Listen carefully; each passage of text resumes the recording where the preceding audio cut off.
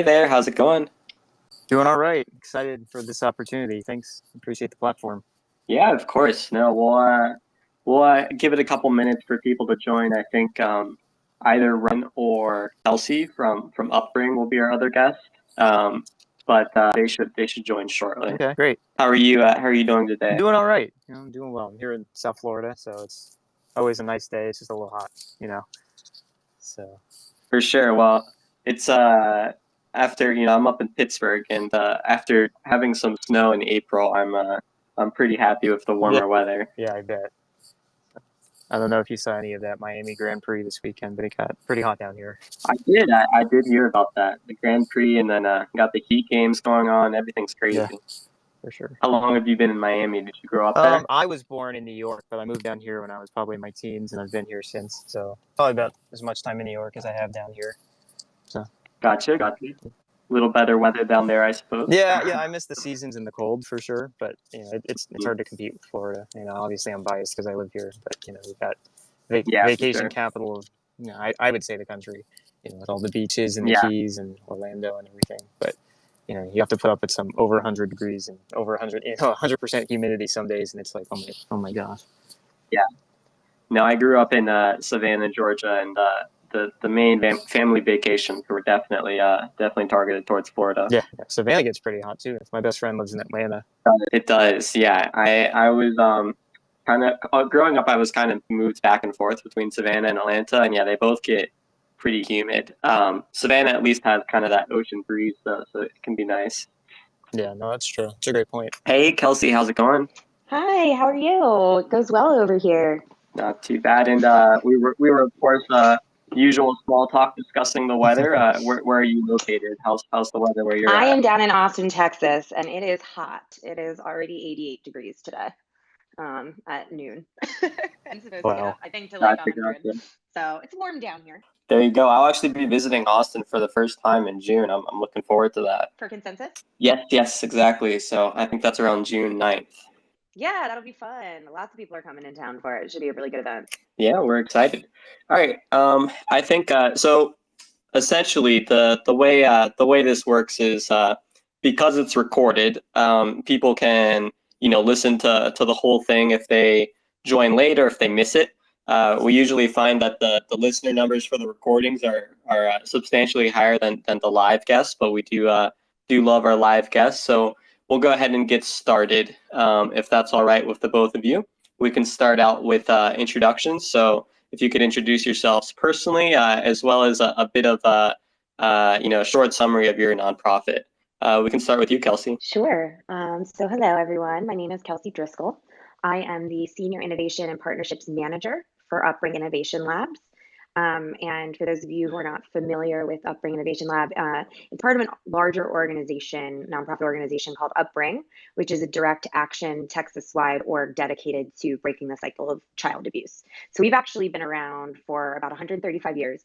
And Upbring provides families with resources, education, and support they need to bring children up with faith and love and joy and hope and well-being. So our programs include foster care, adoption, residential treatment centers, education, disaster relief, community service, and also supervised independent living program. So that means youth that are aging out of care. So the aim of the lab is to not only advance Upbring's mission of breaking the cycle of child abuse in Texas, but to really push the entire child welfare sector forward by researching and piloting innovative ideas. That's awesome. That's truly a crucial work you guys are doing. So thank you for introducing yourself. Kevin, do you want to go ahead and introduce yourself and Four Kids? Yeah, sure. Thanks. And again, I just want to say thanks again for the platform for Four Kids and Upbring. This is exciting and National Foster Care Month. So as you mentioned, my name's Kevin Granato. I'm the assistant to the president at Four Kids. And Four Kids is about 25 years old. We're entering our 25th year. And we really focus on providing hope, homes, and healing to kids we serve. So we recruit foster homes and license them. We get some of the best results in the country when it comes to placement stability and longevity of serving with our families. We do preventative work where we connect families who are at risk of having their children removed to local community partners and churches to get their needs met so the kids can stay in their home instead of entering the foster care system. Among those things, we also do trauma-informed therapy, with every child who gets placed in our home gets an assessment. We provide a model called TBRI, trust-based relational intervention, and it's been really exciting that some of the outcomes we're getting is really just over the top. 12 times what we were expecting to get done, and our kids have been seeing some incredible healing. The kids in our home, so it's been great. We've served over 30,000 children since we've been active, licensed almost 1,300 foster families, and it's been great. Thank you so much, Kevin. So for those listening, either live or to the recording in the future, the main topic today is National Foster Care Month and crypto philanthropy. So for those who haven't listened to our previous spaces, many of them you may have noticed are focused around awareness days and awareness periods like National Foster Care Month. And the idea behind them is to provide a platform for nonprofits that are crypto friendly and accepting crypto donations that are working to working within these spaces and these causes relevant to the awareness day or the awareness period. So in this case, we have Upbring and 4Kids to talk a bit about their work as well as how crypto donations can support them. So we'll start out with that crypto aspect of the conversation. I'd like the both of you to discuss, how you found out about crypto personally or as a nonprofit, and how your nonprofit came to accepting crypto. Kelsey, we can start out with you and Upbring. Yeah, absolutely. So our team is comprised of people focused on the work at Upbring, but who are constantly involved in working with other companies and groups and thought leaders in our local communities and in our national communities. So collectively, we serve on boards, advise fintech companies, consult, and just constantly trying to insert ourselves and weave social impact and our mission into these tech communities as well. So naturally, we started seeing conversations percolate in our own professional networks. And we began as a lab to explore the crossover of cryptocurrency into social impact in 2021 when NFTs really began to take off. So cryptocurrency donations really seem to be a no-brainer. So new way to connect to a different donor segment, basically.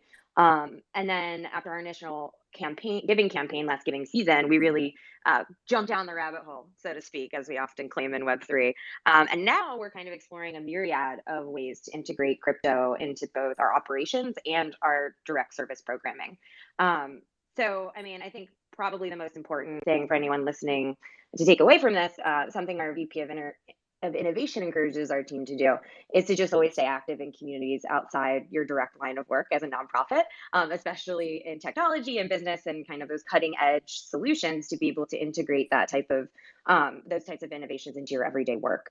So kind of paying attention to those greater shifts in society and the work world, as a nonprofit already puts you ahead of the curve compared to the majority or compared to the market.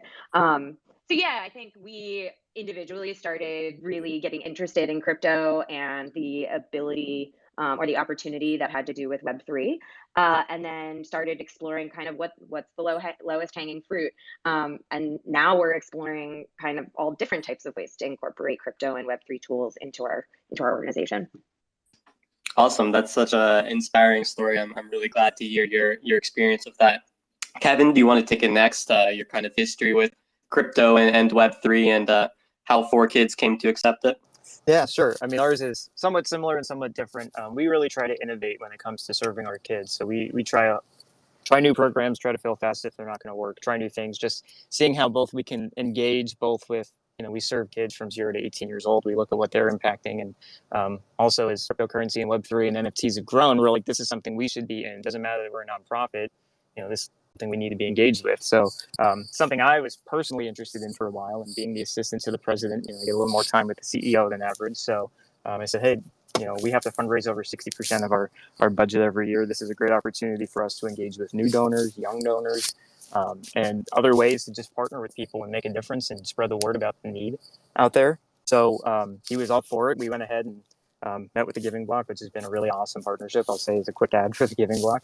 And it's been really great to make so many connections with people in the crypto space and NFT projects and talk to them about what we're doing, how they can help, and just seeing how so many people in the space are just, the same as us in the nonprofit space, just trying to make a difference in the world. And it's been awesome to kind of align with those people and to help make a difference. And, we always say, one person can't do everything, but everybody can do something. And whether you're an NFT artist who likes to draw, or you're creating, serious crypto projects and you're trying to make a difference and, override the current financial markets, you can help make a difference in the world through helping a nonprofit like 4Kids or Upbring or whatever cause is close to your heart. So we thought it was a great opportunity to jump in there. Awesome. Thank you so much, Kevin. I really love that quote, one person can't do everything, but everyone can do something. I think that's very relevant to Web3 and the crypto space. Crypto philanthropy, in addition to the obvious pro of it, which is, an additional revenue stream, it's also, an entirely new donor demographic. These are new and emerging communities that have missions and ideals that are decentralized and often very democratic with very ambitious goals, and those goals often align with nonprofits like 4Kids and like Upbring, and crypto friendly nonprofits are a big part of the reason that these communities have been able to grow and been able to inspire so many and gain traction around the world. So moving away just for a moment from the crypto aspect of things, I want to talk about the awareness period at hand. If you could provide a little light about National Foster Care Awareness Month and what it means to your cause and your nonprofit. Kelsey, we'll start with you on that. Yeah, definitely. So National Foster Care Awareness Month is huge to our cause. As a company, we've identified foster care as one of the primary places where we can serve children who have experienced abuse and neglect, which is really the underlying basis of our entire mission. So very near and dear to our heart, while we provide services from 0 to 21 years of age when youth are aging out of care, and wraparound community services and whatnot, Foster Care Awareness Month is really, really core to our mission. And it's one of the programs that really defines us. Awesome. Kevin, do you want to go ahead and provide light on your end as well?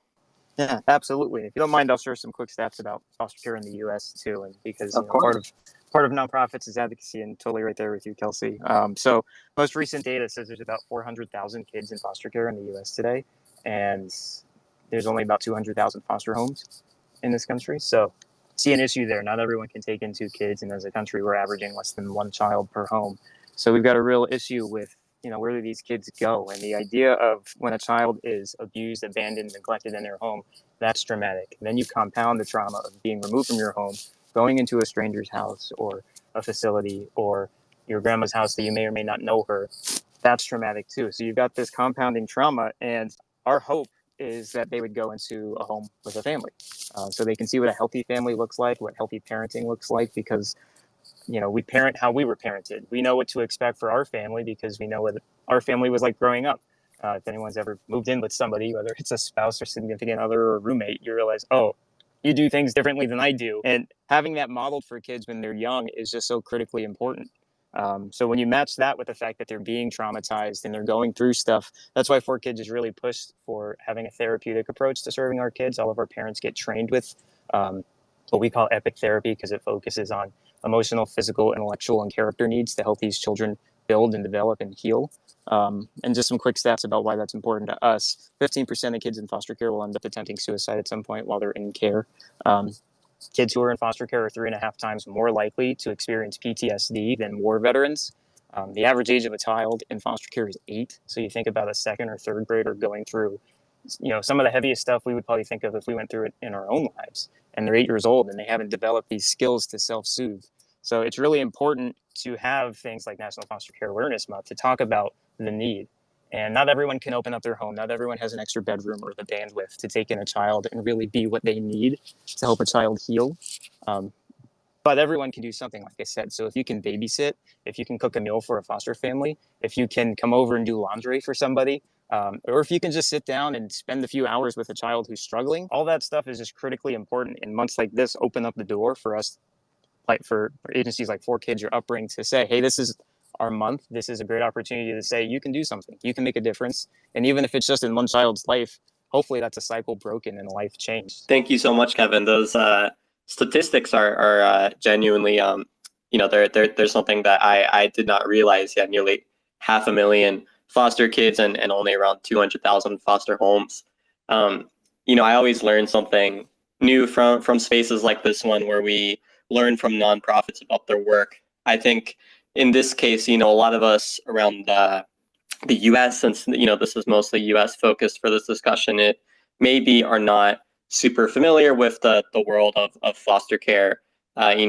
We've all probably at some point met somebody who was a foster child, but that's not something you generally introduce yourself. You don't go up to people and be like, "Hey, by the way, I was a foster child," even if it is a substantial part of your upbringing. So it may be something that's not necessarily front of mind for a lot of people, an issue that they don't necessarily think about much more than perhaps just their exposure to it in media, movies, or what have you. So I'm really glad that the both of you could join us today to talk about the issues and the cause that both of you are working towards.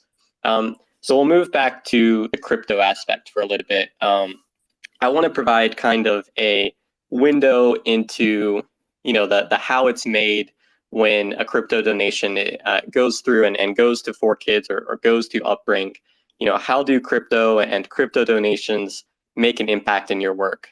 Kelsey, we'll start with you. How crypto donations make an impact for Upbring? Yeah, definitely.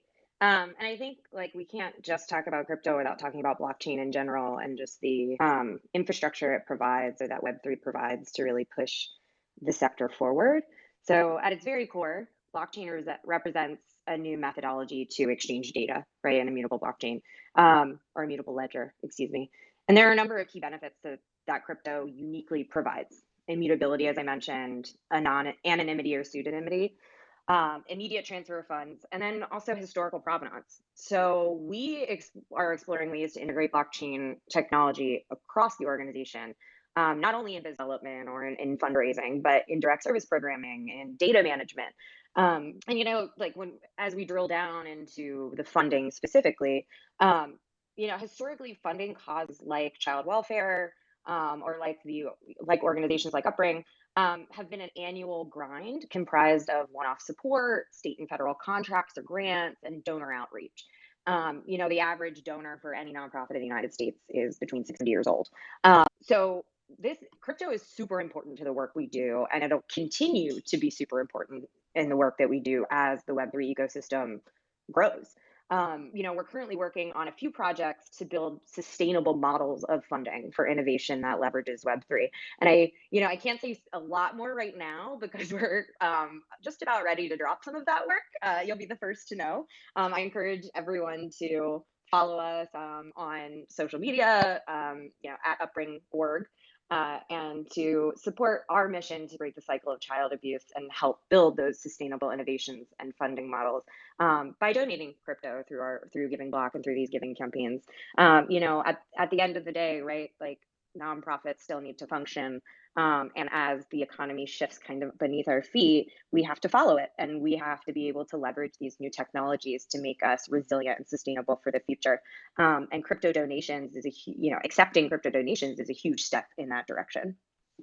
Awesome. Thank you so much, Kelsey. I'm sure you definitely have myself and quite a few others intrigued with that comment about sustainable giving development. That's something that we're very passionate about on our team, and we're always looking for new ways to expand sustainable giving, whether that be our crypto giving pledge, the yearly percentage pledge to donate a portion of your portfolio, or our cause funds, which the end goal of those is to provide kind of regular donation streams to nonprofits around certain causes. We're always looking for new ways to kind of solve that age-old challenge of sustainable giving and sustainable donation revenue for nonprofits. Kevin, do you want to go ahead and take it next, talking about the impact crypto donation can make for 4Kids? Yeah, for sure. Kelsey, super excited about that, so I'm going to be following along. Thanks for sharing that. And like she was saying, nonprofits, we got to raise money to do what we do. Some foster care agencies will take the government contracts, and that's how they build their programs. How many people can we hire based on how much money we get from the state? 4Kids operates, kind of flips it on its head. We say, what do these kids need? How do we put the staff in place to meet those needs, and not just give them a survivable life, but a good life where they can have hopes and dreams and think about the future and have healing and have a good home. And then we say, okay, how do we get there? So we take our government funding, and we have lots of community partners and private donors who just come alongside us, join us on the mission, and partner with us to change lives. So like I said, we're 60% donation funded. So we don't have to tell a therapist that they can only stay in a home for the 50 minutes they can bill for. They can stay there for 2 hours until the home is safe. Same thing with our support workers who go into our foster homes. They're not going based on how many, we can give them fewer homes to spend more time with the families. So we really focus on how do we meet the needs. But because of that, the state doesn't fund us as much as we would like to be funded. So we fundraise. So every dollar when you give to us, whether it's in crypto or otherwise, but I would love to see our crypto donations be over half of what that 60% is. It goes to helping us help kids change lives, break cycles, provide life-changing therapy to a child who's gone through trauma, and provide a good home where a mom or a dad or parents can be in a home and put the kids to bed and read them a bedtime story and then wake them up in the morning and get them dressed for school. Things that should be normal for kids. And because a child's been victimized through no fault of their own, we can provide that life for them. So when someone comes alongside us and says, I'm going to give you, some of my tax, some of my gains, you're not just giving it to us, you're giving it to a child in need. Or if you're auctioning off an NFT to give to 4 kids, you're giving it to a child who needs it, and you're providing therapy to a child. You're providing a mattress to a family that's on the verge of having a child removed. So when people are thinking about what am I really doing when I'm giving 0.005 ETH to somebody, well, you're changing a life, and a big community doing that really, really makes a huge impact. Thank you so much, Kevin. Yeah, I think you talk about this kind of need-based care, identifying the needs of foster care kids and how you can best support those needs.